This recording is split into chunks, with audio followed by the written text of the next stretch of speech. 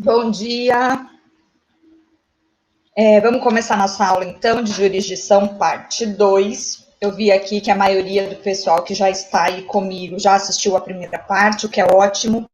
Quem não assistiu, assista, né? Porque eu vou até dar uma relembrada aqui, fazer uma retrospectiva, mas não com tanta profundidade. Acho que tem uns 40 e poucos minutos lá a primeira aula, né? Eu dividi assim porque primeiro a gente pensou nas videoaulas. Então, eu falei, bom, acho que 40 minutos eu consigo segurá-los aí na frente do computador, né? Agora com a aula assim, ao vivo, né? Fica mais fácil prender vocês por um pouco mais de tempo. Só que como eu já tinha dividido jurisdição em duas partes, né? Seriam 2 vídeos, mais ou menos uns 40 minutos, talvez a aula de hoje fique um pouco mais curtinha. Mas não tem problema, tá? Semana que vem eu não vou iniciar o conteúdo novo, porque senão a gente teria que parar no meio e aí ia cortar, também não acho interessante. Então a gente termina a jurisdição hoje, eu deixo lá para vocês a aula, lá no AVA, vou deixar a aula gravada, vou deixar o material de apoio, vou deixar exercícios e vou abrir o fórum, tá?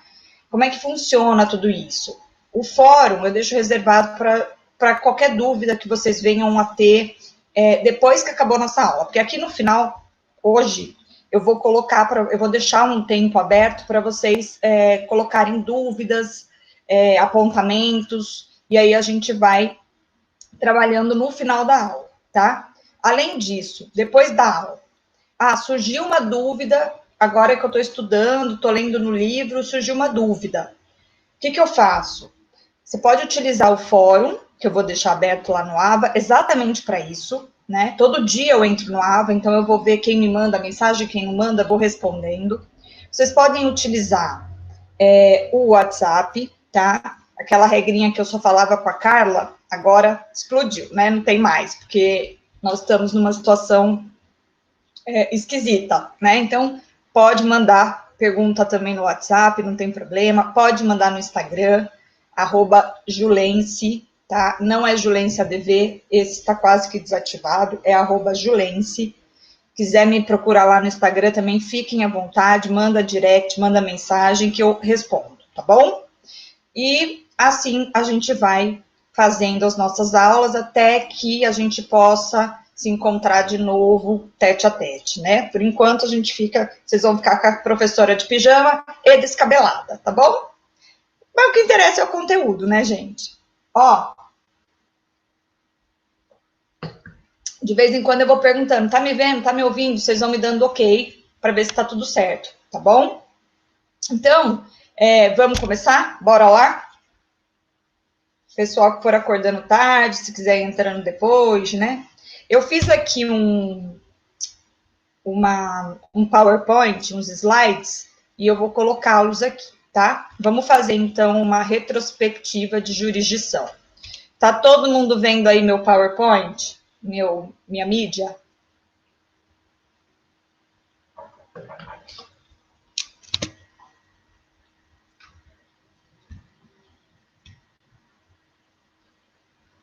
E aí, pessoal, viram a mídia? Respondam aqui do ladinho para eu ver.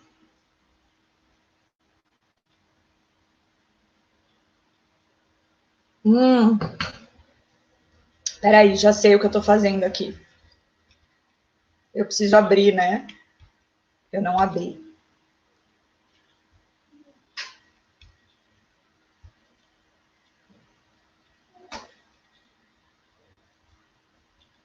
Agora vocês vão ver.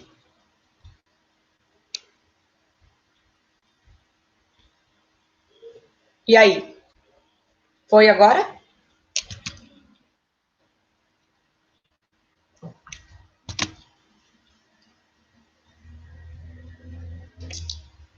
Beleza. Então, ó, vou colocar de novo para a gente começar, tá bom? Então, vamos lá. Olha só, eu coloquei aqui para vocês algo que a gente já falou na aula passada e eu só vou retomar a título, né, de refrescar a memória, como a gente faz nas nossas aulas lá em sala de aula. Eu sempre volto um pouquinho para a gente continuar de onde a gente parou. Então, eu coloquei para vocês, lá na aula de jurisdição, parte 1, o conceito de jurisdição, né? Coloquei lá um conceito bonitinho, né? Que jurisdição é a atuação estatal visando a aplicação do direito objetivo ao caso concreto, resolvendo com definitividade uma situação de crise jurídica, gerando pacificação social. Já falei isso mais de uma vez lá na sala, que um dos objetivos do Estado é o quê? A pacificação social. Então, para que nós consigamos conviver em sociedade de forma bacana, né, nós precisamos de uma certa paz. E quem que vai proporcionar isso para a sociedade? O Estado. O Estado, através da sua função, do seu poder jurisdicional.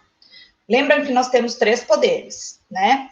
O poder executivo, o poder legislativo e o poder judiciário. Isso vocês aprenderam lá em Teoria Geral do Estado, beleza? Beleza.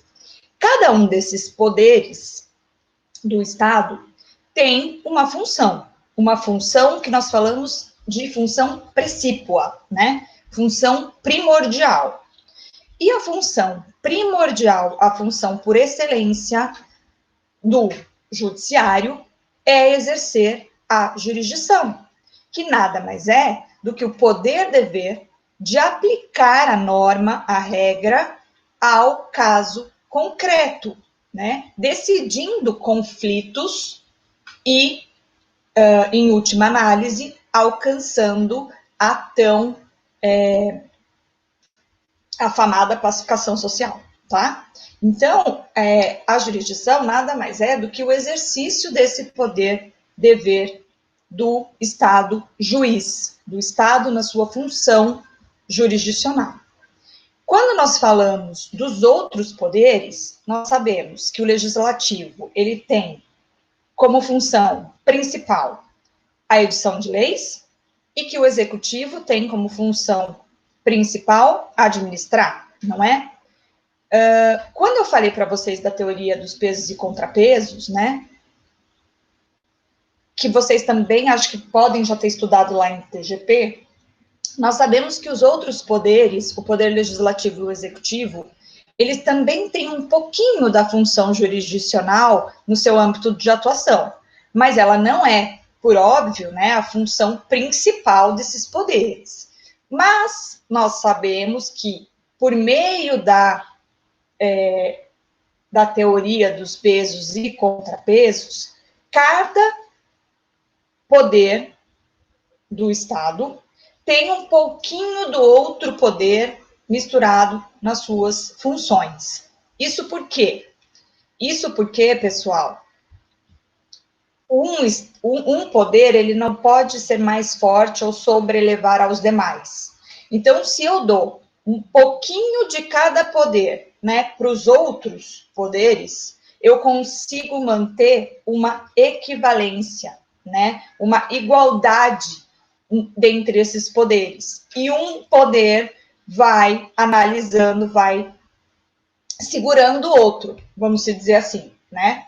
Vai exercendo aí para que nenhum deles se sobreponha aos demais. Então, por exemplo, quando o presidente da República ele é processado e julgado pela Câmara e pelo Senado, nós estamos aí vendo que é o Poder Executivo exercendo a sua função, ainda que pequena, de jurisdição, né?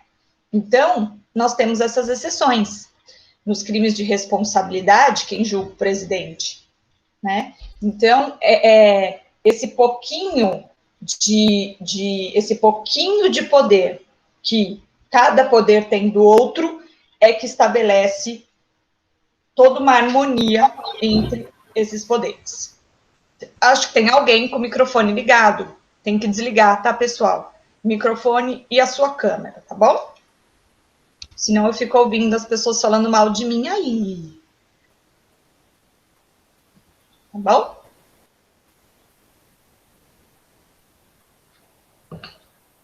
Voltando então para a jurisdição, que eu disse para vocês que é o poder-dever, né, do Estado juiz aplicar o direito ao caso concreto, resolvendo com definitividade uma situação de crise jurídica, de um conflito, gerando a pacificação social. Por que a gente escreveu lá, resolvendo com definitividade? Porque a partir do momento em que você se submete à jurisdição, aquilo que ficar definido pelo juiz, né, é o que vai ser imposto a você. Você vai ter que observar aquela sentença, aquele comando, independentemente de você ter gostado ou não dele, né? Nós já vamos falar mais um pouquinho sobre isso. Então, a jurisdição é isso. Lembrando que nós estudamos lá na primeira aula de TGP as formas de resolução de conflitos, né? Lembram disso? Autotutela, autocomposição, heterocomposição. A jurisdição é forma heterocompositiva de resolução de conflitos. Por quê? Porque nós temos aí a introdução de um terceiro para ajudar e para resolver as partes a pôr um ponto final no conflito. Porque as próprias partes não conseguiram realizar um acordo através da autocomposição. Então, resta a elas escolher ou o caminho da arbitragem ou o caminho da jurisdição. Lembrando que a jurisdição ela é a forma de heterocomposição de resolução de conflitos no âmbito judicial. E extrajudicialmente é que eu posso optar pela arbitragem, que é um instituto que, inclusive, nós estudamos em sala de aula, suas características, a lei da arbitragem e tudo mais. Então, judicialmente, a forma heterocompositiva de resolução de conflitos é a jurisdição, tá? Então, só visualizando aí onde que nós estamos, né? E aí eu coloquei a natureza jurídica para vocês, de jurisdição, lá naquela aula também. Falei que é um poder, sim, é um poder-dever do Estado, é uma função e é uma atividade. Atividade essa exercida pelos juízes, porque, como nós sabemos, o Estado é pessoa jurídica de direito público, é um ser inanimado e não consegue, por si só, né, exercer a atividade jurisdicional. Então, ele precisa configurar isso na figura de uma pessoa, que, no nosso caso, é o juiz, tá bom? Até aqui, só refrescando a memória de vocês. Lá naquela aula também falamos sobre as características da jurisdição, né? Temos muitas. A primeira é a lide. E a lide, como diz, né, como nos explica Carnelucci, ela nada mais é que o conflito de interesses qualificado por uma pretensão resistida. Exemplifiquei na aula passada, quem não viu, é bom assisti-la novamente para aprender essas características de forma mais profunda, tá? Então, a lide, ela nada mais é do que um conflito de interesses qualificado por uma pretensão resistida. Para uma parte dos doutrinadores, a lide é uma característica que deve existir na jurisdição, tá? Ela deve estar presente na jurisdição.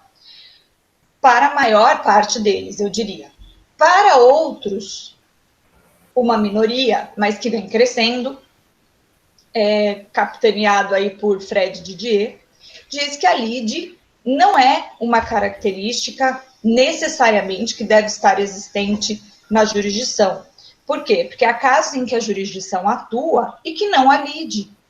Por exemplo, se eu tenho um divórcio consensual, onde as duas partes estão de acordo, né, pela separação, eu quero separar, o meu marido também quer, não tem briga, não tem nenhum resistindo à pretensão do outro, né? Mas nós temos filhos menores. O que nós devemos necessariamente fazer para nos separar? Nós temos que procurar a jurisdição, nós temos que submeter essa nossa vontade ao crivo do poder judiciário, por determinação legal. Eu não posso, porque tenho filhos menores, ir ali no cartório e me separar, né? Porque nós sabemos que é possível você realizar a separação extrajudicial, desde que as partes sejam capazes e que não tenham filhos menores. No meu caso, eu tenho. Então, eu não posso ir ali no cartório e simplesmente descasar, né? Então, eu preciso submeter esse meu interesse ao crivo do Poder Judiciário. E eu tenho uma atuação estatal aí, jurisdicional, e eu não tenho lide. Então, para algumas pessoas, existiria jurisdição ainda que não houvesse lide.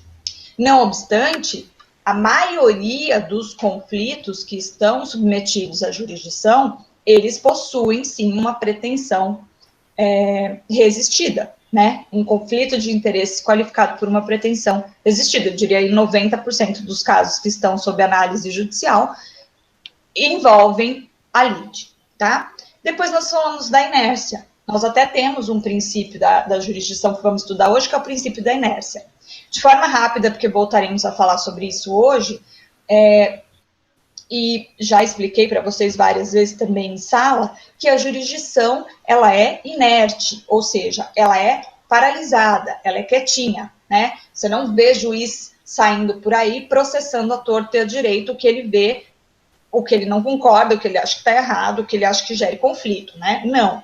Então, o juiz, ele fica quietinho lá na mesa dele, ele está exercendo a jurisdição, quieto, e ele precisa ser provocado. Ele precisa de uma provocação da parte para que aí ele comece a exercer as suas funções jurisdicionais.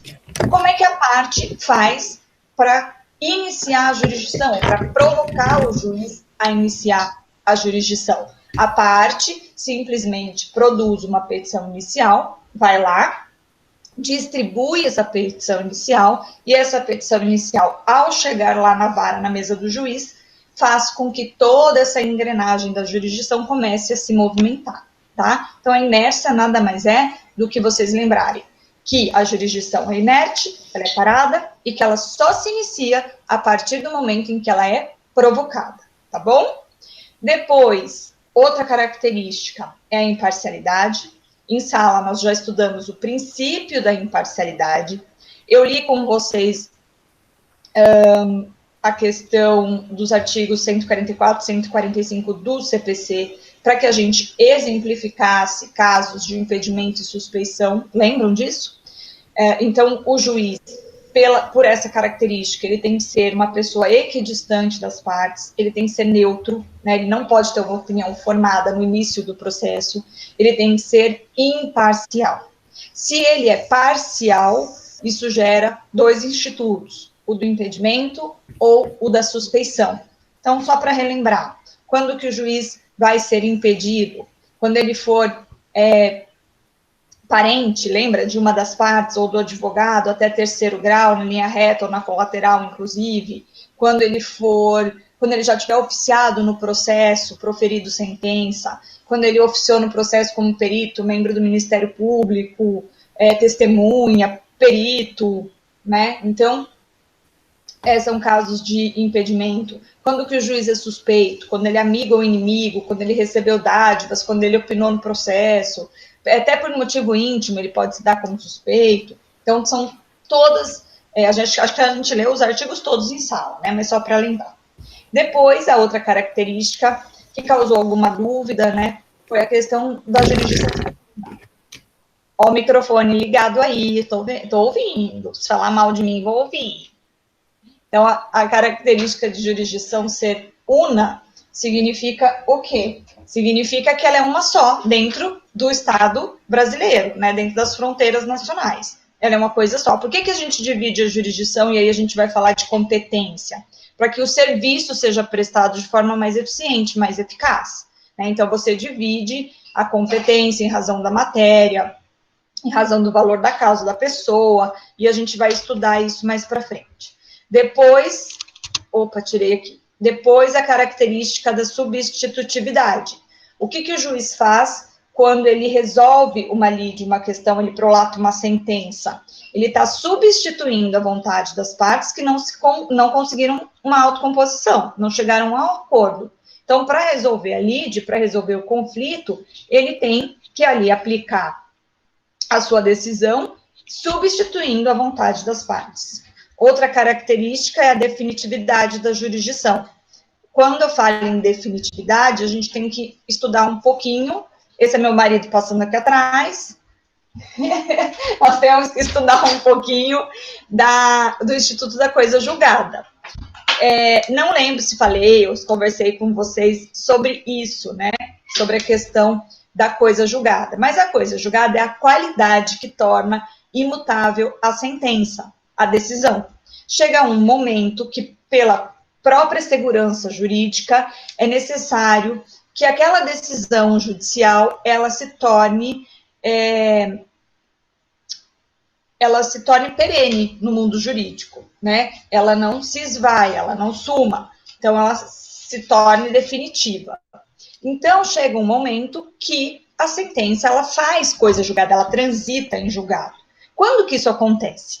Nós sabemos que o nosso sistema, até uma outra característica, ele é pautado no duplo grau de jurisdição, o que significa que nós temos a possibilidade de não concordar com a sentença prolatada pelo juiz e buscar, então, um recurso, né, para que esse recurso suba para o tribunal e o tribunal reanalise aquela decisão a qual eu não concordei, né? Então, você tem a possibilidade de entrar com vários recursos, mas esses recursos, eles não são infinitos. Chega uma hora que você não tem mais nenhum tipo de recurso para recorrer, para utilizar, né? Uma hora isso tem que acabar. Por quê? Porque uma hora eu preciso da pacificação, e a pacificação, ela só vai ocorrer quando aquela sentença alcançar a qualidade de definitiva, senão você pode rediscutir a sua questão com a outra parte para sempre, né? Você não vai chegar numa pacificação social, você não vai ter segurança jurídica nenhuma, né? Então, o que acontece? Uma hora esses recursos acabam. Chegou lá no STF, acabou, né? Então, ou quando esses recursos acabam, ou quando a parte deixa transcorrer o prazo de interposição do recurso e não o faz, que nós chamamos transcorrer o prazo in albis, ou seja, em branco, né? A parte não se utilizou do recurso, chega uma hora que a decisão ela se torna definitiva, né? E aí não há mais o que fazer, não há mais como mudar, martelo batido na mesa, questão, conflito resolvido, tá? Então, a definitividade, ela tem que existir, até pela segurança, pela pacificação, etc. Outra característica é a característica da jurisdição ser declaratória, né? Lembrando que a jurisdição, ela não cria nenhum tipo de direitos, ela apenas declara os direitos pré-existentes, ok? E o duplo grau de jurisdição, já falei um pouquinho lá na definitividade, mas é todo esse sistema trazido pelo legislador da possibilidade de recorrer das decisões às quais você ficou insatisfeito ou não concordou, né? Quando vocês estudarem recursos, eu acho que é lá em processo civil 3 ou 4, logo menos, né? Vocês vão chegar lá em recursos, vocês vão estudar todos eles, os recursos em espécie, né? Então, no processo civil, vocês vão estudar, por exemplo, que da sentença é cabível o recurso de apelação, qual é o prazo para que você interpõe esse recurso, como que você faz, para onde ele vai, né? Em regra, os recursos, eles são dirigidos aos tribunais. Por quê? Nós temos toda uma estrutura judiciária montada de juiz de primeiro grau, depois vem o Tribunal de Justiça, depois a STJ, STF, né? Você vai subindo graus de jurisdição. Por que o recurso ele vai para o tribunal, por exemplo? Porque nós sabemos que os tribunais, eles são formados por desembargadores, né, ou por magistrados que possuem aí uma experiência maior que os juízes que compõem o primeiro grau de jurisdição, né? Então, na maioria, são magistrados que já foram juízes, que são mais velhos, que têm mais experiência, que, portanto, teriam, assim, uma experiência mesmo maior para reanalisar a decisão de um juiz de primeiro grau, né? Então, o duplo grau de jurisdição é exatamente isso, é você conseguir que aquela decisão do seu caso seja reanalisada por alguém mais experiente, né? Por quê? Porque os juízes, como seres humanos que são também possíveis de errarem, né? Pode ser que o juiz de primeiro grau erre e aí os desembargadores lá no tribunal reanalisem essa decisão, cheguem a uma conclusão diferente e reformem a sentença do juiz de primeiro grau, né? Isso ocorre costumeiramente, ordinariamente, então não tem problema nenhum em relação a isso. Então, o duplo grau é também um princípio, tá, de jurisdição, que também nós vamos estudar um pouquinho depois. Tudo bem? Então, acho que até aqui... Ah, não, eu falei dos escopos também da jurisdição na aula passada, né? Os escopos são os objetivos da jurisdição. Ai, professora, por que você colocou esse nome feio, escopo? O que é isso? É porque é o nome que geralmente é utilizado para a gente falar dos objetivos, onde a jurisdição deseja chegar, né? Então, nós temos o escopo social, o educacional, educar mesmo a sociedade, jurídico e político, que eu também falei de forma mais aprofundada na aula passada. Pessoal, até aqui tá tudo lá na aula da semana passada, que eu deixei gravada lá para vocês na videoaula, tá bom? Até aqui tudo bem? Alguma pergunta? Vai me dando ok aqui do lado, se tiver pergunta, vamos fazer. Vocês dormiram? Vocês estão aí?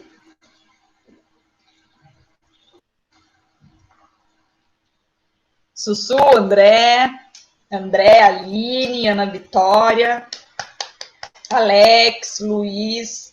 Achei que vocês estavam dormindo. Pode colocar. Juju, Bruno, Mari. Beleza. Então, até aqui tudo bem, né, pessoal? Só uma revisão rápida. Agora, nós vamos começar, então, a aula de hoje, jurisdição, parte 2, princípios da jurisdição. Ai, professora, eu não aguento mais, é muito princípio. É muito princípio, né? Mas a gente tem que lembrar que os princípios, eles possuem força normativa, eles não são mais como antigamente, que era apenas aquela coisa de um dia eu vou alcançar esse mundo maravilhoso. Não, os princípios têm força normativa e aplicação atual no ordenamento jurídico. Então, vocês sempre têm que ter os princípios em mente, né? Então, quando estudarem processo civil, processo penal, processo de trabalho, processo que for, esses princípios serão válidos para todos esses processos, tá bom? O primeiro princípio que eu trouxe aqui para vocês, ó, e alguma coisa a gente vai até repetir do que vocês já sabem, do que nós já estudamos lá nos princípios gerais do processo, talvez a gente repita alguma coisa aqui, tá? O primeiro princípio que eu coloquei para vocês é o princípio da investidura.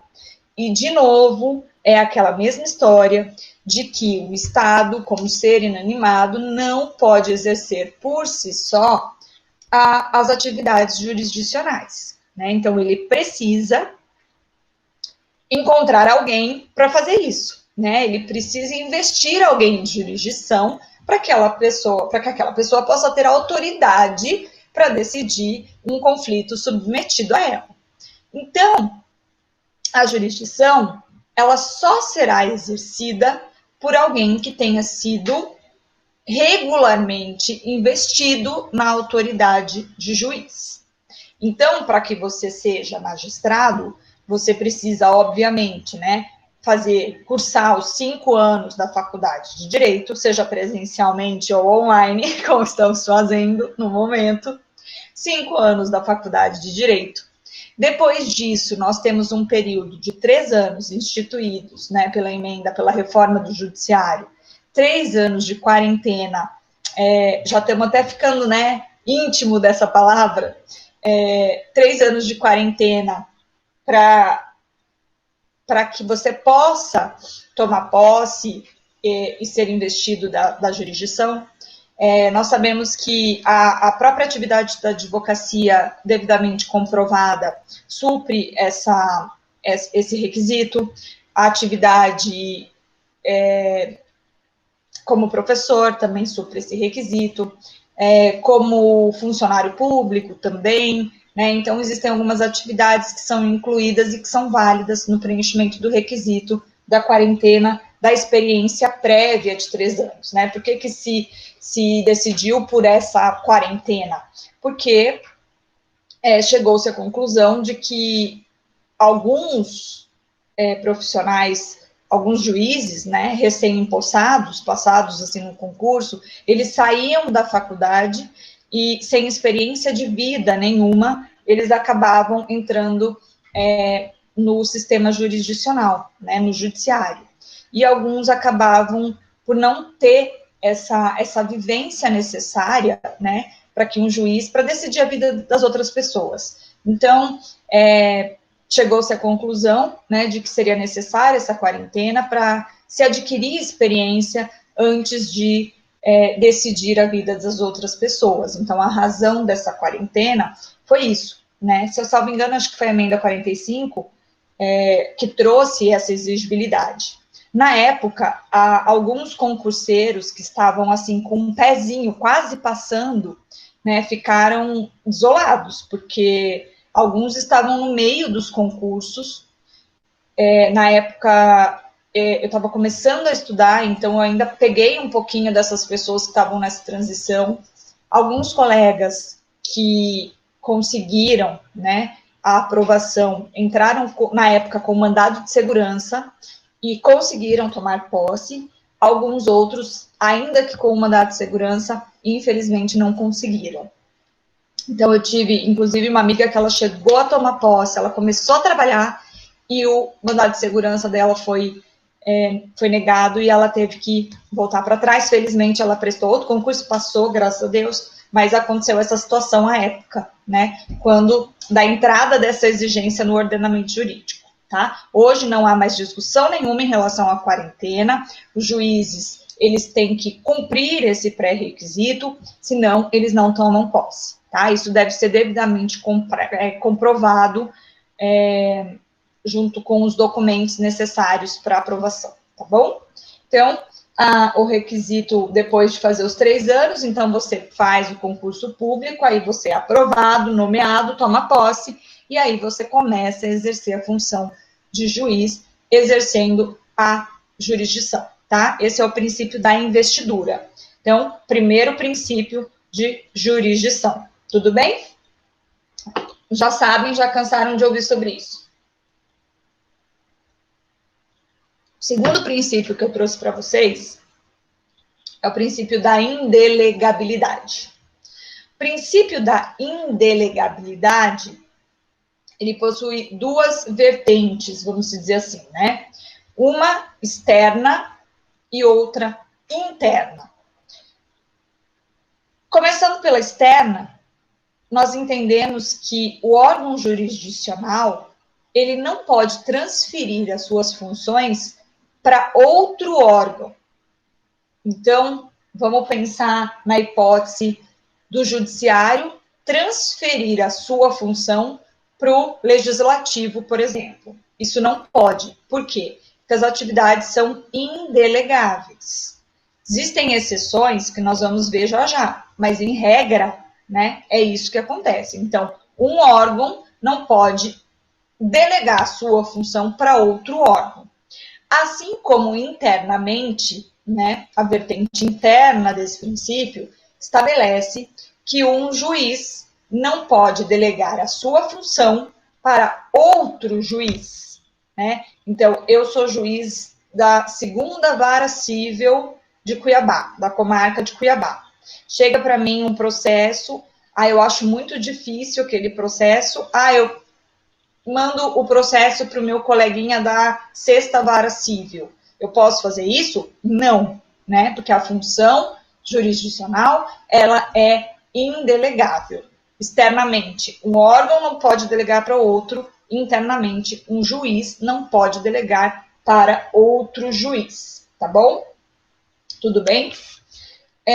Aí, nós temos algumas exceções que eu trouxe aqui para vocês. A primeira delas está no artigo 927 do seu Código de Processo Civil de 2015.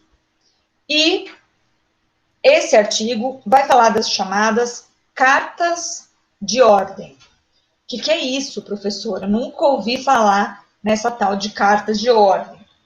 Olha só, as cartas de ordem, elas nada mais são do que um instrumento processual através do qual uma autoridade hierarquicamente superior determina a uma outra autoridade que seja submetida a ela, né, hierarquicamente inferior, a prática de um determinado ato processual. É isso que significa a carta de ordem, né? Então, ele é um instrumento que um juiz hierarquicamente superior manda, ordena que um juiz que esteja sob sua hierarquia pratique um ato processual. Como assim, professora? Me dá um exemplo. Nós sabemos que os tribunais, eles não têm por característica ou por competência, vamos dizer assim, regra geral, eles não colhem prova, tá? Quando eu falo não colhem prova, não colhem provas para o processo. Eles não realizam inspeção judicial, perícia, não escutam testemunhas, isso já vem com os autos do processo, quando o processo sobe para o tribunal. Mas vamos supor, sei lá, que numa ação rescisória de competência originária do tribunal, ou em alguma outra ação que seja de competência originária do tribunal, aquele tribunal verifique que necessita ali a realização de uma determinada prova, como, por exemplo, sei lá, necessidade de prova testemunhal ou pericial. Esse tribunal, ele pode, por meio de uma carta de ordem, requerer ao juiz de primeiro grau que esteja subordinado, hierarquicamente subordinado a ele, ele pode pedir, exigir para que esse juiz realize, os atos práticos dessa prova. Então, determine a perícia ou escute, faça a oitiva da testemunha para reduzir essa prova a termo e mandar essa prova de volta para o tribunal. Então, o tribunal faz todo esse sistema por meio de uma carta de ordem, tá? O tribunal manda o juiz de primeiro grau escutar a testemunha. Se o juiz de primeiro grau reduz essa prova a termo, ele não faz qualquer tipo de juízo de valor em relação à prova, tá? Ele apenas produz a prova e devolve essa prova para o tribunal. E aí o tribunal é que vai analisar e dar... analisar e dar o valor necessário para aquela prova, tá? Entendido a carta de ordem? Então, você vê que quando o tribunal ele manda o juiz de primeiro grau realizar um ato, ele está delegando, a sua função para um juiz de primeiro grau. Mas aí você pensa, mas e aí o princípio da indelegabilidade? É uma exceção, tá? É uma exceção à regra, tudo bem? O artigo 93, que eu coloquei aqui, inciso 14 da Constituição, junto com o 203, parágrafo 4º do CPC, se você está com o CPC, você pode abrir lá no 203, permite a delegação ao serventuário da Justiça o poder de praticar atos de mero expediente, sem caráter decisório. Então, por exemplo, quando você vai ao fórum, você já pode ter visto que o secretário, aqueles que ficam ali trabalhando na secretaria, os serventuários mesmo, eles realizam atos como, por exemplo, juntar documentos no processo, dar vista às partes do processo. Isso seriam atos que originariamente seriam do juiz, porque fazem parte do exercício da jurisdição. No entanto, é possível, por expressa previsão constitucional e normativa, que os serventuários possam realizar esses atos, desde que, ressalto, não sejam atos que tenham o quê? Conteúdo decisório, tá? Então, mera juntada de documentos, dar vista às partes, esses atos podem ser realizados pelos serventuários, ok? E coloquei mais uma exceção ainda, que é o 102, 1M da Constituição Federal, que permite ao STF, ao Supremo Tribunal Federal, delegar aos órgãos de primeiro grau a execução dos seus julgados. Olha só que legal. Nós sabemos que o processo, ele tem duas fases, a fase de conhecimento e a fase de execução. A fase de conhecimento, como eu já disse para vocês, é aquela fase em que há a produção de provas, em que o autor manifesta a sua verdade, vem o réu, contesta e o juiz chega a uma decisão, que é a sentença. Esse comando estabelecido na sentença, ele pode ser espontaneamente cumprido pelo devedor, pela parte que perdeu, ou não, né? E aí nós temos uma segunda fase do processo, chamado cumprimento de sentença, que é a fase em que serão realizados os atos executivos, para que se obrigue o devedor a cumprir com a sua obrigação. Dentro dessa fase de execução, que vocês vão estudar também mais para frente, com todos os seus pormenores, né? O juiz ele realiza atos executivos, como, por exemplo, um ato que todo mundo conhece, a tal da penhora, né? A penhora online, a penhora, a avaliação, a intimação do devedor, todos esses atos são atos considerados atos executivos. Pois bem, o artigo 102.1m da Constituição, ele possibilita que o STF, o Supremo Tribunal Federal, delegue aos juízes de primeiro grau a realização desses atos de execução dos seus processos STF. Então, também é um tipo de delegação de função, de juiz para juiz, né? De tribunal para juiz de primeiro grau. É uma exceção ao princípio da indelegabilidade, tá? Então, facinho, entendido o princípio da indelegabilidade, lembrar que existe algumas exceções, né? Toda regra tem sua exceção e aqui não seria diferente. Tudo bem até aqui? Estou falando muito rápido, tá bom? O áudio tá bom? O vídeo tá bom? Estou vendo a cadeirinha da minha filha ali, ó. Se ela não estiver dormindo, eu trago ela aqui já para vocês conhecerem minha piquitica. Tudo bem? Ninguém tá dormindo? Então tá ótimo. Então, até aqui, joia, beleza.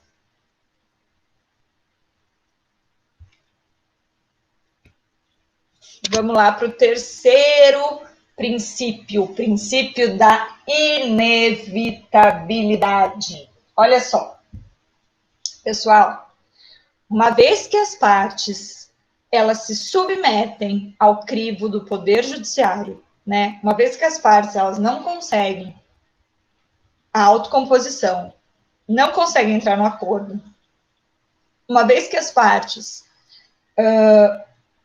tenham escolhido a função jurisdicional, né, elas não podem simplesmente, quando chegar lá na sentença, falar, não quero, não gostei. Né? Por quê? Porque a atuação da jurisdição, ela é inevitável.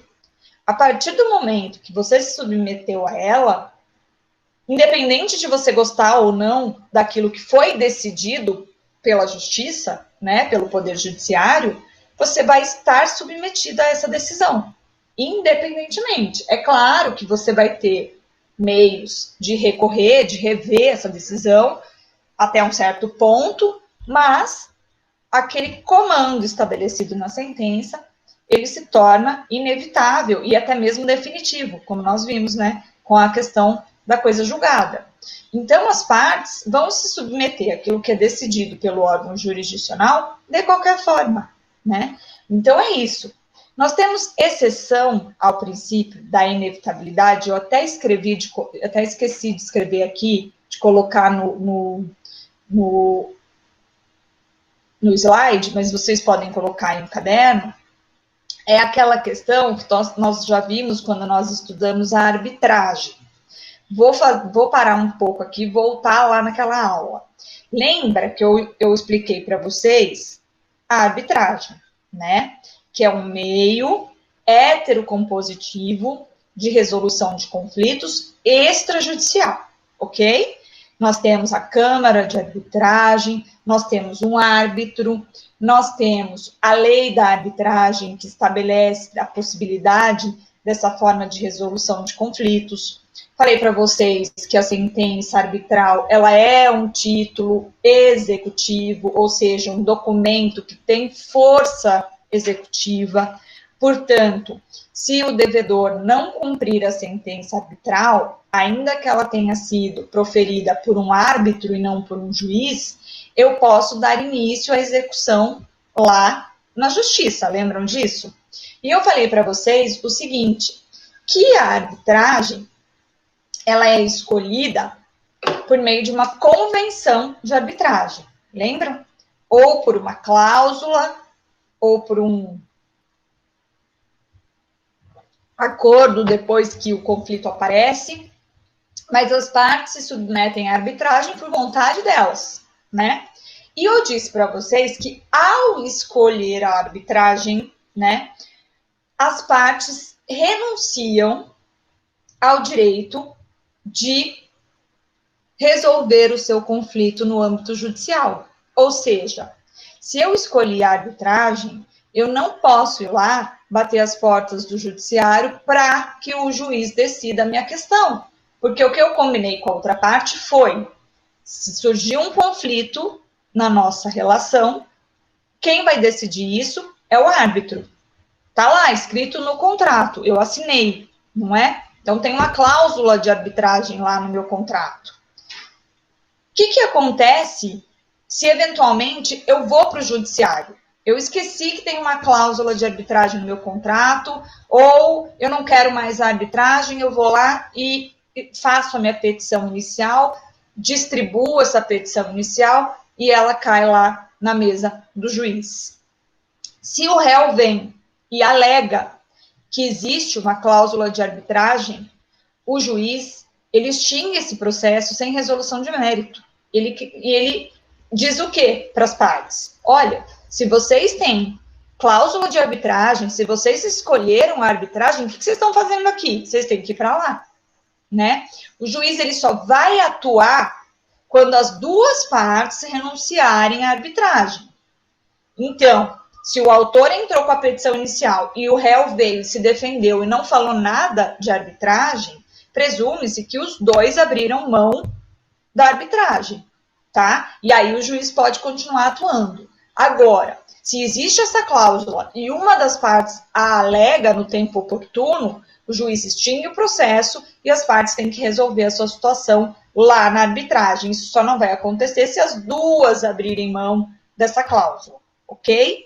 Então, isso é uma exceção da inevitabilidade, né, da jurisdição. Por quê? Porque se eu estou falando que ela é inevitável, a partir do momento que você se submete a ela, ela vai atuar. Se houver cláusula de arbitragem, isso não vai acontecer, né? Porque a partir do momento que ela é arguída, ela é trazida para o processo, e desde que provada a sua existência, aí a jurisdição ela não vai atuar, né? Ela vai mandar, ela vai extinguir o processo e as partes têm que buscar o quê? O árbitro, a arbitragem, tá? Então, é uma exceção à inevitabilidade, ok? Tudo bem até aqui? Alguma dúvida?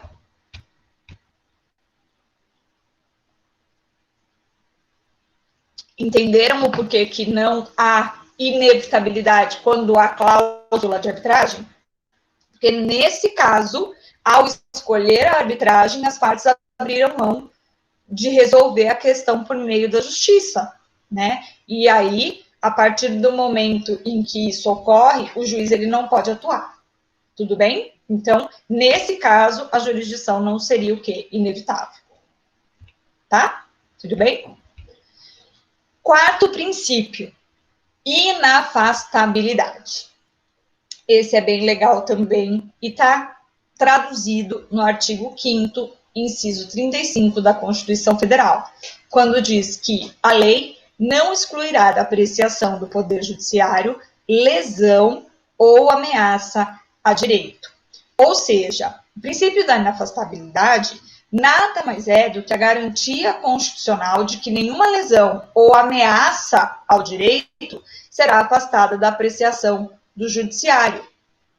Então, eu posso recorrer diretamente ao judiciário, se eu tenho um direito lesado ou ameaçado, sem ter que antes necessariamente passar pela esfera administrativa.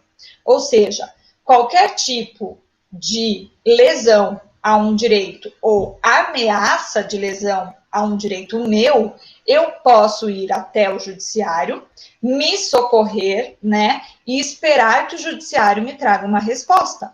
Então, o princípio da inafastabilidade é exatamente isso. E ele também é chamado de princípio do acesso à justiça ou princípio da demanda, tá?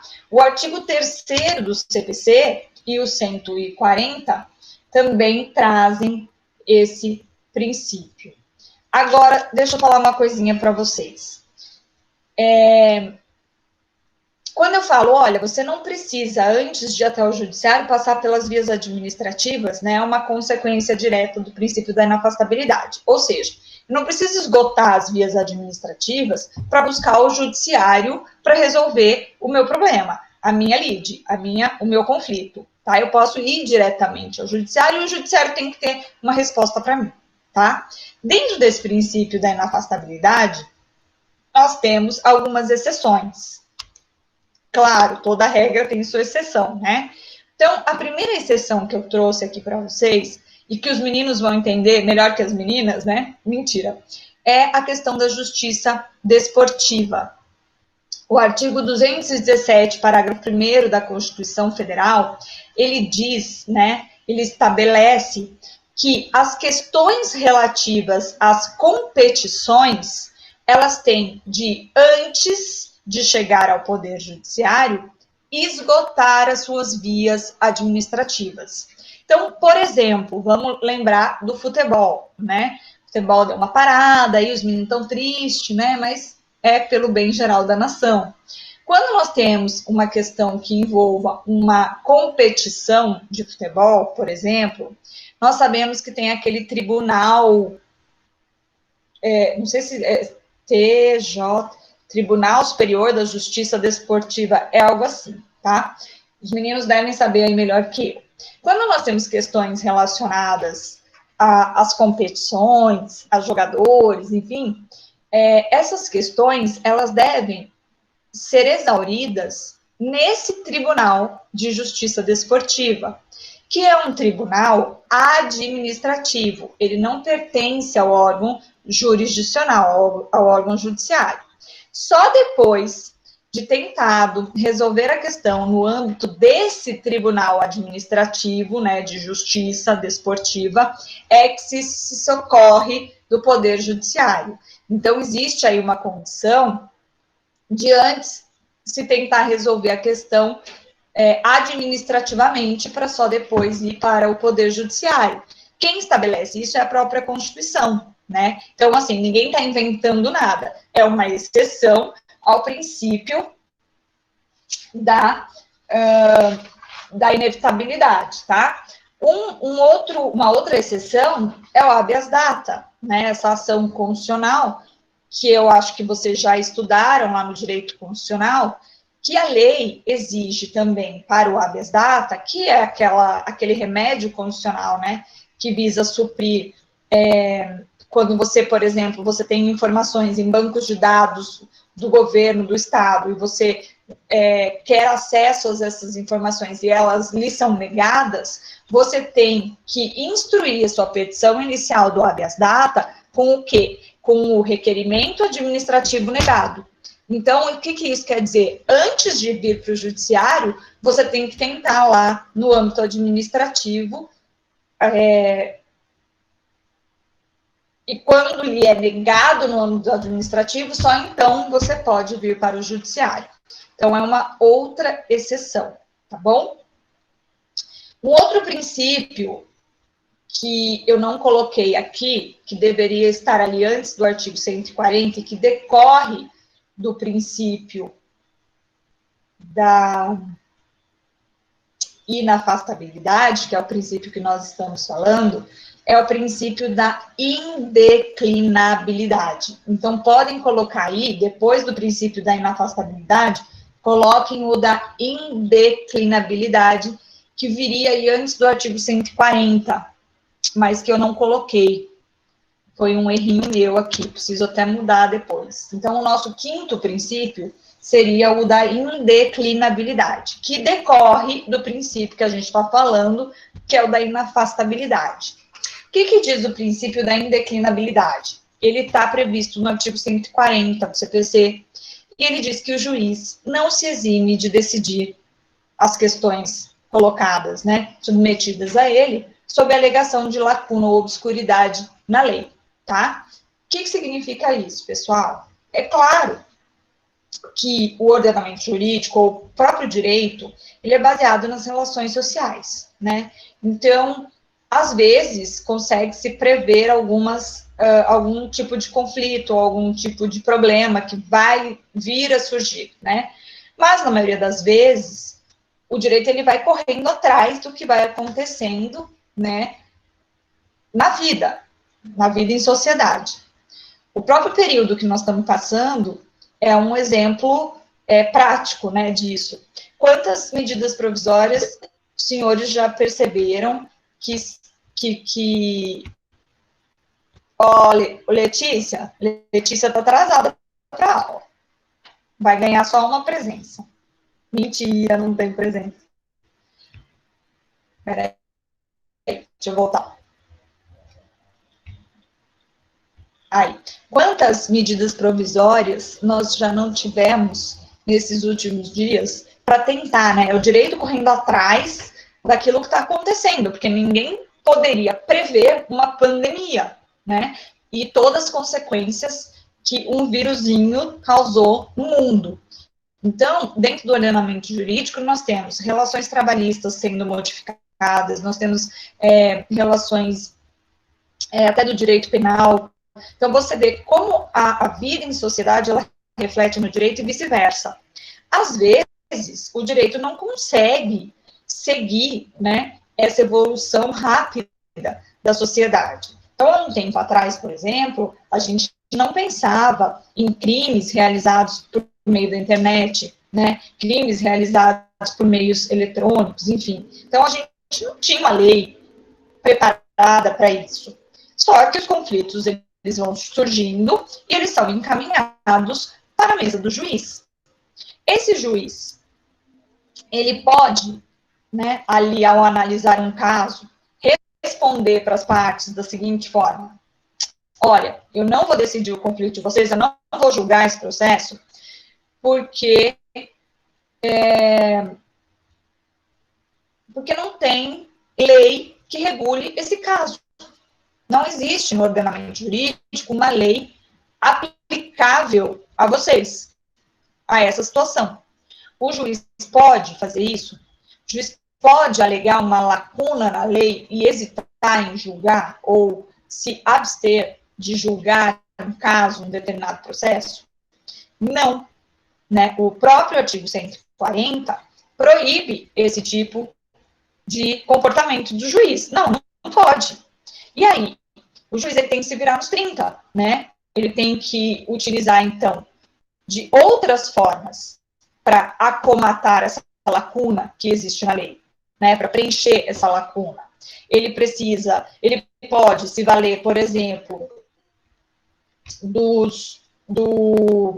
da analogia, da interpretação extensiva, dos costumes, dos princípios do direito internacional, né? Ele vai ter que arrumar um jeito para julgar e decidir aquele processo, tá? Então, o princípio da indeclinabilidade, que faltou aí no slide, resta caracterizado no artigo 140, né? E traz essa impossibilidade de recusa do juiz em atuar e decidir uma questão por lacuna na lei, né? Porque as lacunas elas vão existir eventualmente e o juiz ele tem que daí então se valer de outros meios, de outras formas para preencher essas lacunas e exercer a sua função. Tudo bem? Alguém está reclamando do meu áudio? Como é que está o áudio aí para vocês?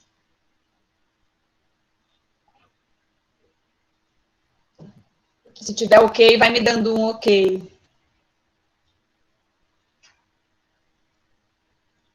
Tá muito ruim?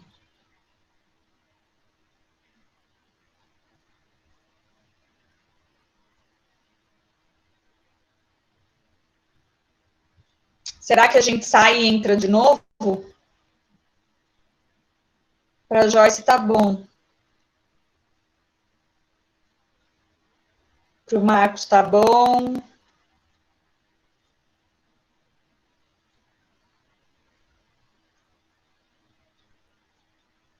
Vocês querem... Pessoal, que o áudio tá ruim, se vocês quiserem tentar sair e entrar de novo, será que a gente tenta? O que vocês acham? Tenta sair e entrar de novo para a gente testar.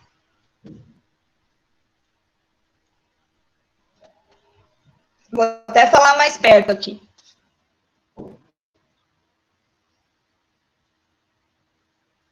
Então, vamos esperar o pessoal sair e entrar de novo.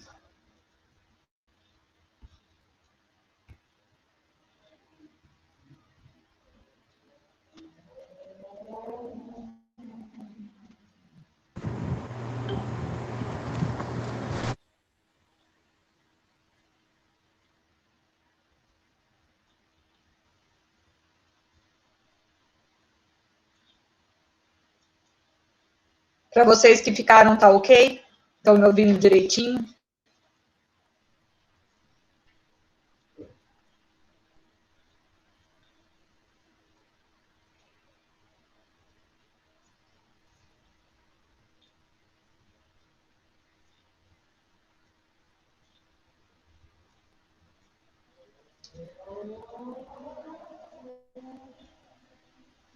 Vamos esperar o pessoal voltar, então. Tomara que dê certo.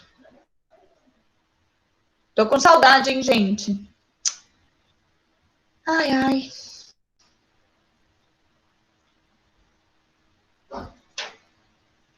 Não posso brigar com ninguém aqui e falar, menina, fica quieta. Não dá?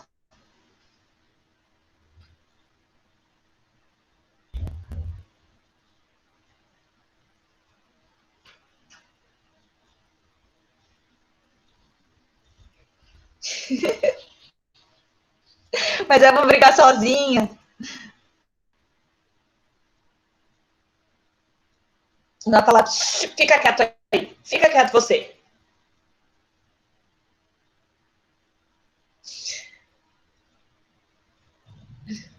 Não, meu filho, não posso buscar encrenca aqui em casa, não. Pelo amor de Deus, já é difícil. Imagina. Brigar com o marido, só tem ele pra falar pra brigar. Ontem eu tava encrencando com ele. Meu Deus, gente. Ele falou, você tá chata. Tudo que ele fazia, eu encrencava. Ele falou, você tá chata, eu vou te jogar pra fora. Eu falei, não, não pode. A gente tem que ficar aqui mais um mês.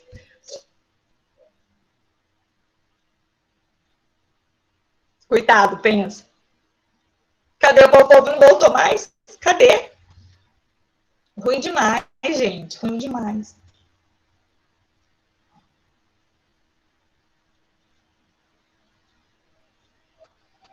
Peraí que eu já volto. Vamos esperar o pessoal voltar.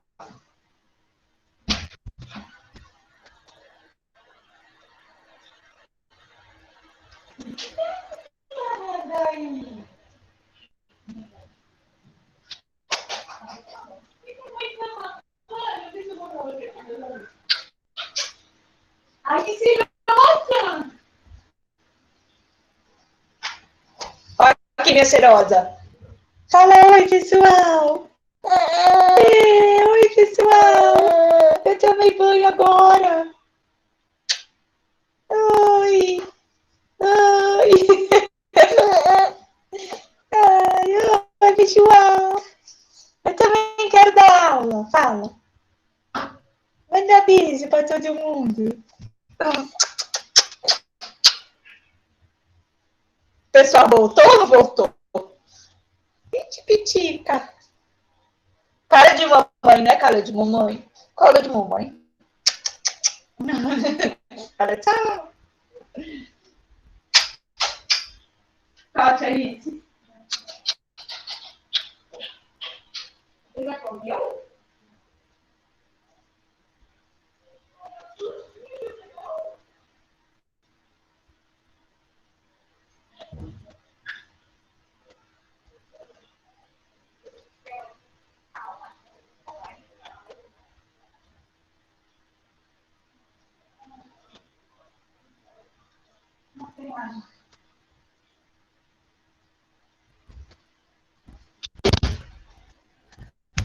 Pronto. E aí, o povo voltou? Não voltou?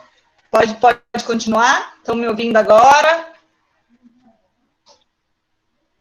Melhorou o áudio aí, pessoal? Então, beleza. Vamos lá. Vamos para o próximo princípio. Vamos lá, ó. Princípio da inércia. Que, na verdade, seria o meu sexto princípio, né? Vamos fazer uma... Nós falamos, então, do princípio da investidura, da indelegabilidade, depois falamos da inevitabilidade, da inafastabilidade, da indeclinabilidade e agora da inércia. Então, veja que nós temos, a maioria dos princípios começam com a letra I, né? E depois nós temos dois que não tem letra I, o da territorialidade ou da aderência e do juízo natural. Por que eu estou falando isso para vocês, para que vocês prestem atenção nessa questão? Porque às vezes cai lá numa prova, uma questão de múltipla escolha, e perguntando lá, princípios da jurisdição. Então, se você for chutar, chuta em um que comece com I, né, que a sua chance de acertar é maior. E às vezes a gente não lembra do nome de todos, né?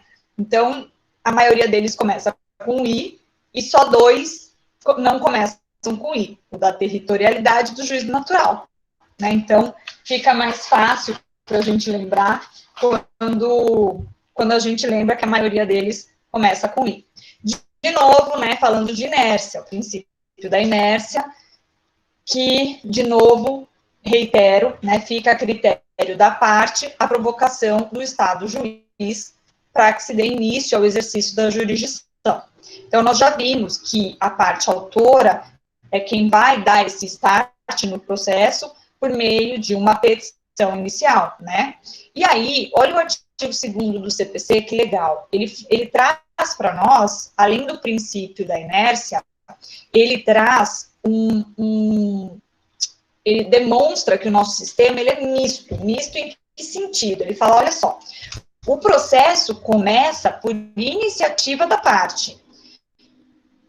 Ou seja, o processo ele só vai começar a partir do momento que a parte produz uma petição inicial e distribui essa petição inicial. Princípio da inércia na veia, certo? Só que aí ele fala o seguinte, ó, e se desenvolve por impulso oficial. O que significa isso? Olha só, o processo, né, ele só se inicia se ele é provocado, né? A jurisdição, ela só se inicia quando provocada. Mas a partir desse momento em que há a provocação, né, o que o juiz vai fazer? O juiz vai dar andamento ao processo de ofício, né, por vontade dele. Para dar andamento ao processo, eu não preciso esperar que a parte provoque a jurisdição. É para iniciar o processo. Então, isso é interessante. Nós temos que ter claro, né, que o processo, o início do processo é que precisa de provocação. Depois que o processo é iniciado, o juiz, ele dá andamento a esse processo, ele dá um impulso, né, processual, ele faz com que a máquina gire. Então, quando nós temos lá a petição inicial, o que o juiz ele vai fazer para dar andamento ao processo a partir do momento que ele recebe essa petição inicial? Ele vai analisar a petição inicial, ver se a petição inicial está tecnicamente correta, né, para que não ocorra nenhum tipo de nulidade ali mais para frente no processo. Então, quando ele faz isso e ele dá um despacho no processo, né, por exemplo, se a petição inicial está ok, o que o juiz faz? De ofício, ele não precisa esperar ninguém pedir, né, ninguém requerer, ele de ofício, ele faz um despacho mandando citar o réu. Então, ele faz assim, cite o réu para comparecer à audiência de mediação e conciliação, data tal, e eventualmente apresentar a defesa, caso a audiência não reste,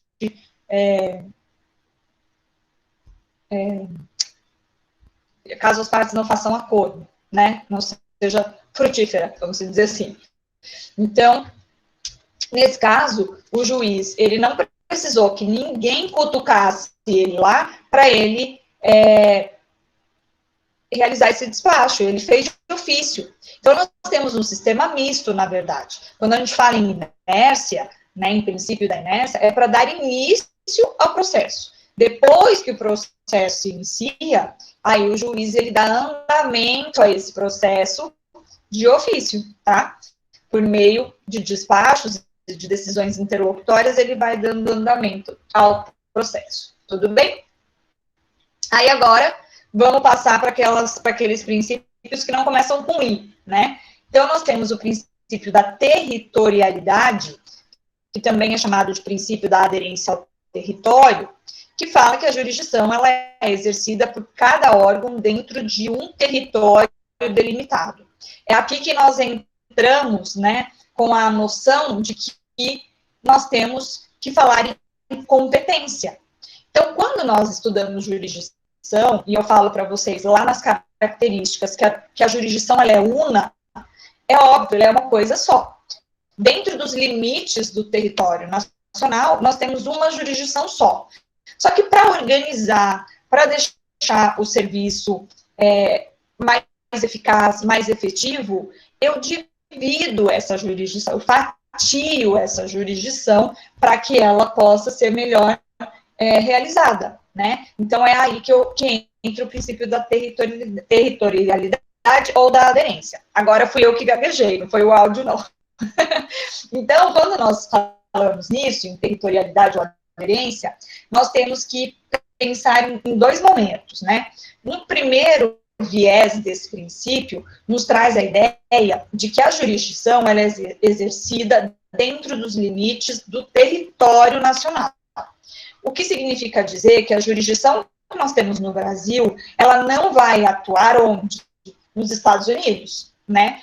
Cada país é soberano, tem a sua individualidade. Então, quando eu falo em jurisdição no Brasil, essa jurisdição, ela age dentro dos limites territoriais nacionais, né? Então, e a jurisdição dos outros países, dos Estados Unidos, vai atuar dentro dos limites lá dos Estados Unidos. Quando a jurisdição, eu estou falando da jurisdição de Moçambique, sei lá, da África, vai lá dentro daquele país, tá?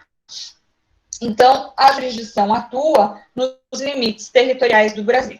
Já uma segunda perspectiva desse princípio estabelece que cada juiz ele só exerce sua autoridade nos limites estabelecidos por lei.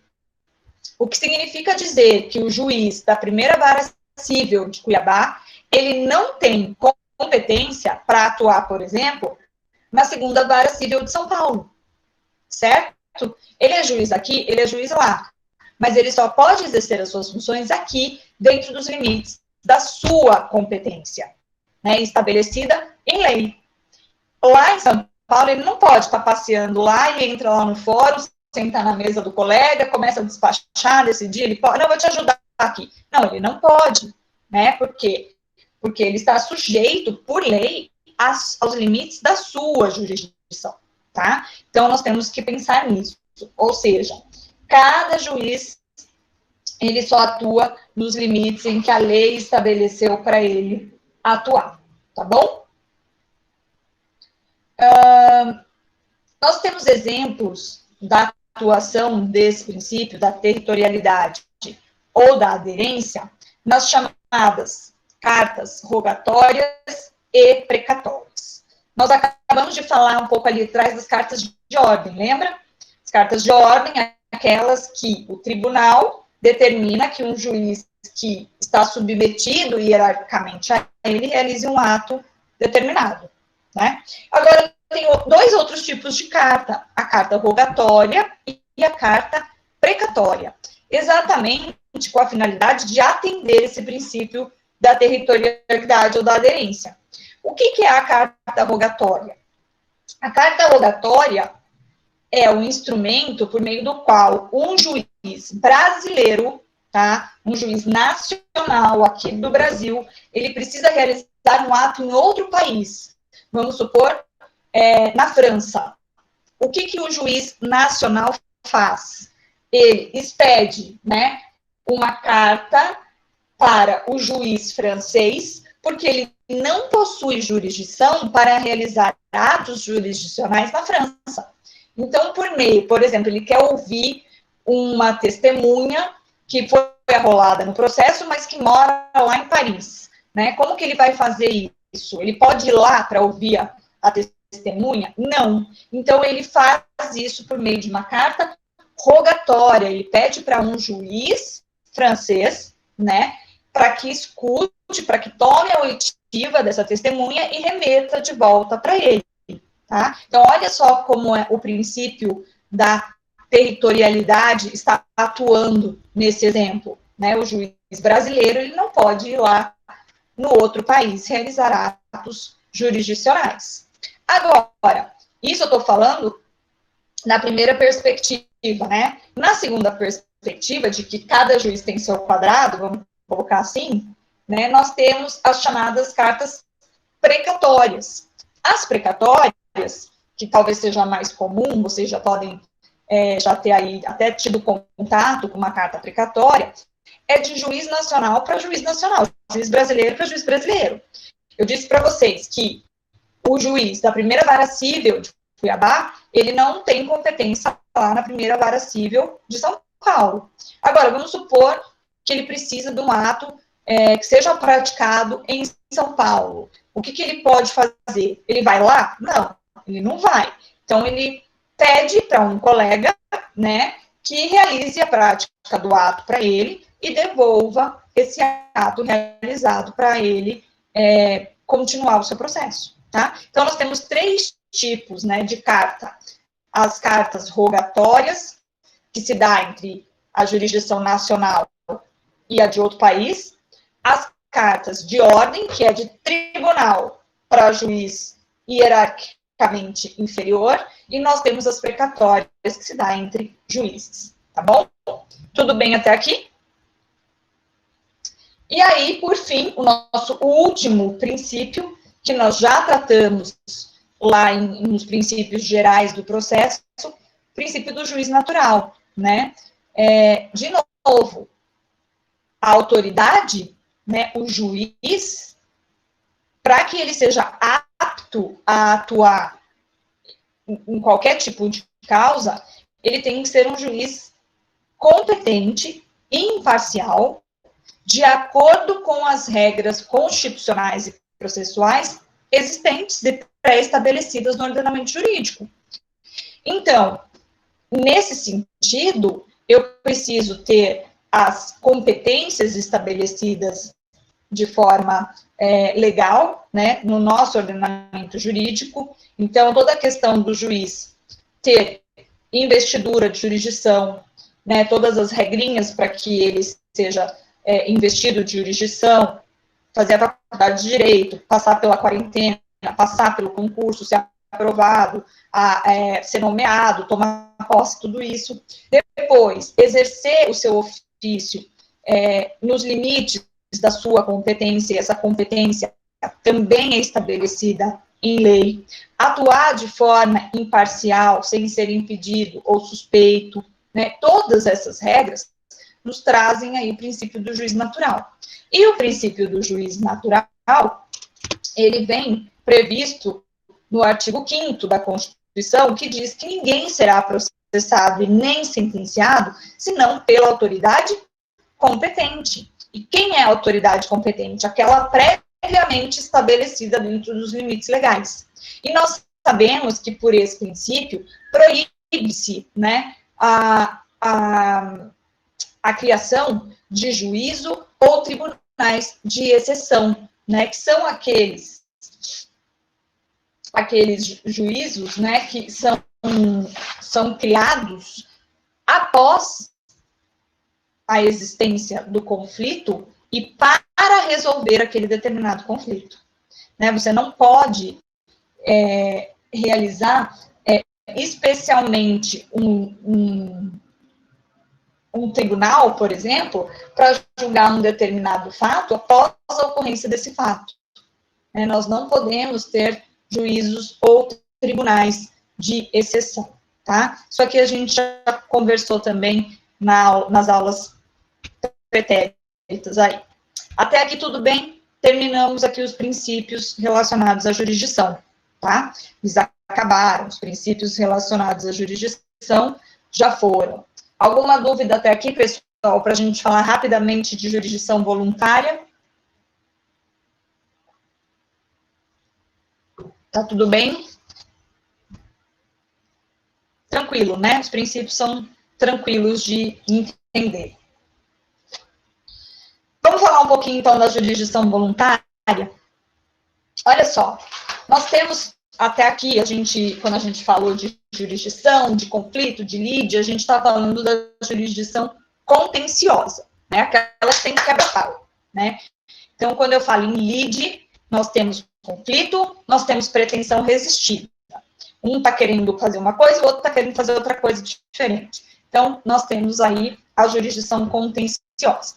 Mas nós temos um outro fenômeno, vamos dizer assim, chamado jurisdição voluntária, que são casos em que os juízes atuam, mas que não há lide, não há pretensão resistida.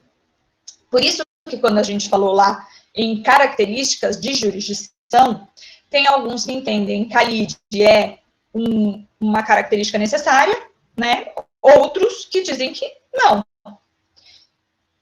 Então, nós temos a atuação dos juízes em alguns casos em que não há lide. E aí, de novo, eu exemplifico como, por exemplo, o divórcio consensual. Eu sou casada, né? Eu não quero mais estar casada, nem o meu marido, né? A gente não aguenta uma outra. Depois dessa quarentena, a gente entrou num único acordo. Vamos separar. Não aguentamos mais. Então, os dois estão de acordo. Existe lide? Existe pretensão resistida? Não.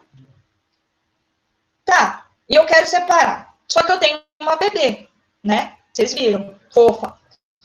E aí, eu posso ir lá no cartório e desfazer o meu matrimônio ali no cartório? Não. Eu necessito, por imposição legal, né? Até por uma proteção que o Estado dá para a família, que é a base da sociedade, entende-se necessário que eu vá até o juiz para que o juiz realize esse descontrato de casamento, né? Esse distrato de casamento. Descontrato foi ótimo. Esse distrato de casamento, né? Então, eu tenho que me socorrer da justiça. Eu tenho que ir até a jurisdição e fazer com que ela atue nesse caso, para que seja válido o meu divórcio, tá? Eu não tenho outra opção. Então, nesses casos em que é necessário a atuação da jurisdição, mas, não obstante isso, não há lide, nós chamamos de jurisdição voluntária, tá? E aí, há uma cisânia doutrinária aqui, uma briga entre os doutrinadores, em entender se a jurisdição voluntária, né, não obstante ela leve esse nome, tem alguns que entendem que ela não é jurisdição, que ela não se trata de jurisdição, como nós aprendemos até aqui. E essa é a maioria da doutrina, tá? A maioria entende que a jurisdição voluntária, apesar de ter esse nome, apesar de ser exercida por juízes, apesar, né, de tudo isso, ela não se trata de jurisdição, mas seria apenas a administração estatal de interesses privados, tá? Então, para a grande maioria dos doutrinadores, a jurisdição voluntária, ela nada mais é do que a administração pública de interesses privados, né? Eles não consideram que a jurisdição voluntária é jurisdição. Primeiro porque não há lide, né? Repetindo o que eu já disse para vocês. Não há lide, não há conflito de interesses qualificado por uma pretensão resistida, então não há que se falar em jurisdição. Se não há que se falar em jurisdição, nós não teremos partes, né? Não teremos autor e réu, nós teremos interessados apenas. Não há ação e nem processo, apenas requerimento e procedimento. E não há coisa julgada, mas simples preclusão, tá? Então, a maioria da doutrina ainda entende assim. No entanto, nós temos uma posição minoritária que é encabeçada aí pelo Fred Dier e que vem tomando corpo, tá? Que entende que a jurisdição voluntária tem, sim, natureza de atividade judiciária e que seria, sim, exercício da jurisdição. Por quê? Primeiro, porque é uma atividade exercida por juiz, e juiz faz o quê? Exerce função jurisdicional, né? Apesar de, na grande maioria das vezes, não ter lide, ela pode vir a existir, né? A lide, ela pode vir a existir no caso de uma jurisdição voluntária. Quer ver um exemplo? Quando a gente fala aí de, eu coloquei aqui divórcio e ação de interdição, né? Que seriam exemplos de jurisdição voluntária. Vamos pensar numa ação de interdição do pródigo. Pródigo é aquele que sai gastando tudo que tem, né, de forma desarrazoada. Então, o pródigo, muito provavelmente, ele vai se indispor com essa questão da ação de interdição, né? Ele, muito provavelmente, ele vai resistir a essa pretensão. Então, essa lide pode vir a existir, apesar dela não ser uma característica latente da jurisdição voluntária, tá? Então, para essa corrente minoritária, ainda é minoritária, a jurisdição voluntária seria, sim, uma espécie de jurisdição. Para a corrente majoritária, no entanto, ainda não tem característica de jurisdição, ainda não é considerada jurisdição, tá? Pela falta, principalmente, da lide, ok? Então, rapidamente falando de jurisdição voluntária, para que não passe em branco isso. E aí eu coloquei algumas características aqui da jurisdição voluntária. Ela é obrigatória, como nós vimos, né? Se eu quero me separar, se eu tenho filhos menores, eu tenho que obrigatoriamente ir até a justiça fazer esse distrato de casamento. O ordenamento jurídico entende assim, porque dá uma tutela especial, né, para a família, que é a base da sociedade. Aí nós temos a inquisitoriedade. O que significa isso? Na jurisdição contenciosa, que é aquela que nós estávamos estudando até aqui, não há lugar para se falar em inquisitoriedade. Por quê? Lá na jurisdição contenciosa, nós vamos estudar, ou vocês vão estudar lá no processo, já, que existe um princípio chamado princípio da distrição. E o que significa isso? O juiz, na jurisdição contenciosa, ele tem que se ater aos limites da causa. Ele tem que se ater ao pedido, aquilo que foi pedido a ele. Então, ele não pode conceder à parte algo diferente do que foi pedido na petição inicial ou a mais do que foi pedido na petição inicial. Então, por exemplo, eu tenho lá uma petição inicial requerendo, fundada, né, no fato de um acidente de trânsito. Nesse acidente de trânsito, eu contando para o juiz lá nos fatos, além de eu sofrer o prejuízo material do meu carro, que amassou, etc., eu quebrei a perna, vamos supor. E eu conto isso para o juiz, e lá no final eu peço 10 mil reais a título de dano material e só. O juiz olha e ele concede. Além desse dano material, ele fala, coitado, ele quebrou a perna, eu acho que ele teve aí um dano moral, que apesar dele não ter pedido, eu vou dar. O juiz pode fazer isso? Não. A sentença, ela fica extra petita, né? Causa aí uma nulidade e, muito provavelmente, no recurso, a parte contrária vai levantar esse erro do juiz, né? E o tribunal vai mandar excluir a condenação relativa ao dano moral, porque não foi pedido, né? Agora, na jurisdição voluntária, o juiz ele pode atuar para além do que as partes pediram, tá? É uma característica da própria jurisdição. Então, o juiz, né, nesse caso, ele teria autorização para decidir da maneira que ele bem entender, inclusive contra a vontade dos interessados, tá? Na jurisdição voluntária. E depois nós temos ainda a possibilidade do juiz aqui na jurisdição voluntária utilizar-se, julgar por meio da equidade. E isso o juiz só pode fazer quando ele for autorizado por lei. E nesse caso, ele está autorizado pelo artigo 723, parágrafo único. Ou seja, significa dizer que o juiz não está restrito à legalidade. Ele pode decidir com base em juízo de oportunidade e conveniência. Tá bom? Com isso, nós fechamos a aula de hoje. Eu vou abrir aqui possibilidade para vocês realizarem perguntas, tá? Podem perguntar. Lembrando, de novo, que a aula de hoje foi um pouquinho mais curta, a aula que vem nós vamos estudar ação um pouco mais longa, então se preparem, tá? Acho que até 10h30 nós iremos. Vamos estudar ação, tá? É muito importante. Então, quem não participou dessa aula, se vocês puderem avisar, que a aula que vem é importante, eu quero que todos vocês estejam aqui, tá? Seria legal para todos nós. Pode ir perguntando aí. Depois, se surgir dúvida, lembrem todos esses canais, né, que a gente pode conversar. Se quiser mandar a professora, pentei esse cabelo que tá horrível, eu penteio. Maquei essa cara que tá feia, eu faço também, o que vocês quiserem. Tá? Bem do jeito que vocês quiserem aqui da aula, gente. É bom que eu não tô nem tirando pijama, tá? Vou arrumar um pijama mais bonito para aparecer aqui para vocês. Vocês merecem. Alguma dúvida, pessoal? Não, prof, tô com sono.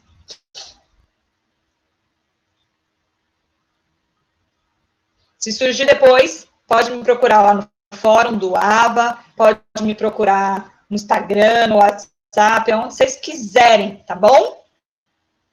Beleza? Ó, vou ficar mais um pouquinho aqui, caso apareça alguma dúvida. Eu fico aqui para responder. Obrigada pela companhia, tá, pessoal? Sei que não é fácil, mas nós vamos passar juntos por essa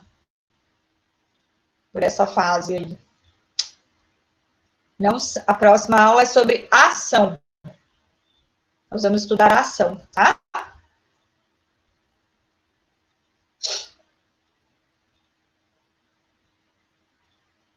Um beijo para quem está indo embora. Beijo, tô com saudades. Deixa eu parar de ir. Obrigado vocês, meus amores.